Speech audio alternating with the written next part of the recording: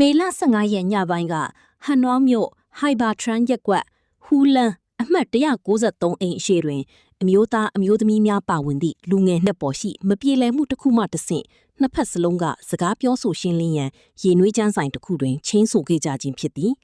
သို့တော်လည်းစကားပြောဆိုနေစဉ်အတွင်းနှစ်ဖက်စလုံးစိတ်မထိန်နိုင်ပဲလူသွားလမ်းနှင့်လမ်းပေါ်အထိအချင်းချင်းလုံထွေးတပ်ပို့ခဲ့ကြသည်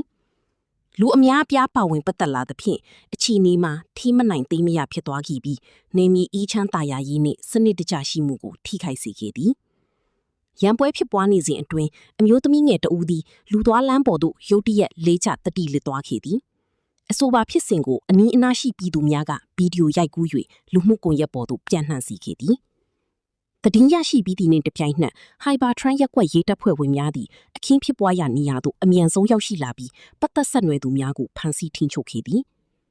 မေလ18ရက်ညနေပိုင်းတွင်ရေးတပ်ဖွဲ့ကလူထုငြိမ်ဝှက်ပြပြမှုကိုပြက်ပြားစေရန်နှောက်ယှက်မှုဖြင့်တရက်ခန့်9ဦးကိုစုံစမ်းစစ်ဆေးရန်အတွက်ယာယီဖမ်းဆီးထိန်းသိမ်းလိုက်ပြီးဖြစ်သည်